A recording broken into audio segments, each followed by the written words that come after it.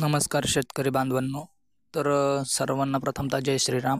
आज आपण राज्य शासनाची जी नवीन स्कीम आहे सौरचलित फवारणी पंप त्याविषयी माहिती बघणार आहोत.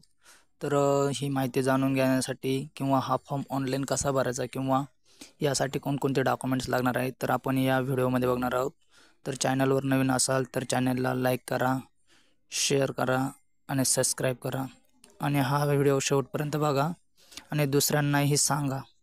हा फॉर्म भरण्यासाठी डॉक्युमेंट्स जे लागतात आपल्याला त्यामध्ये आधार कार्ड सर्वात महत्त्वाचं आणि ते आधार तुमचं मोबाईल नंबर तुमचा लिंक असणे आवश्यक आहे. त्यासाठी तुमच्या आधारला मोबाईल नंबर लिंक असेल तर हा तुम्हाला फॉर्म भरता येईल. त्यानंतर तुमचा शेतीचा सातबारा, नमुना 8 ह्या गोष्टी तुम्हाला लागतील.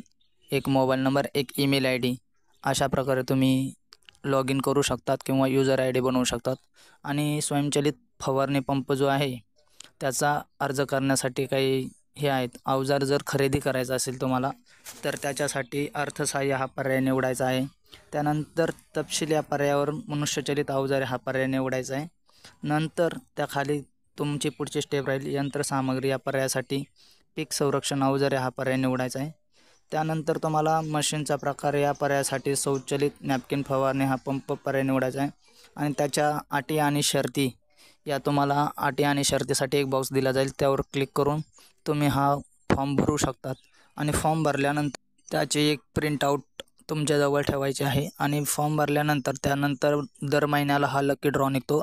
या लकी ड्रॉमध्ये 100% म्हणजे प्रत्येक शेतकऱ्याला दिला जाणार आहे. तो मग कोणतीही कास्ट असो, ओपन, OBC, SC ST कोणतीही असो तर तो 100% अनुदानावर दिला जाईल. जसं की 30,000चा पंप सेट जर तुम्ही विकत घेतलात तर 30,000वर तुम्हाला अनुदान गव्हर्नमेंट परत तुमच्या खात्यामध्ये जेवढे आहेत तेवढे पैसे टाकून देणार आहे. यासाठी तुम्हाला प्रथमतः महाडीबीटीची जी साईट दिली त्या साईटवर जाऊन तुम्हाला यूजर ID बनवायचा आहे. यूजर IDसाठी तुम्हाला मी जे डॉक्युमेंट्स सांगितले ते डॉक्युमेंट्स संपूर्ण टाकायचे आहेत. जसं की Aadhaar card, mobile number, email ID या गोष्टी करून मग तुम्ही अशा प्रकारे नोंदणी करू शकतात. आणि नोंदणी झाल्यानंतर तुम्ही हा फॉर्म अवश्य भरा आणि इतर कोणी तुमचे नातेवाईक असेल त्यांनाही सांगा.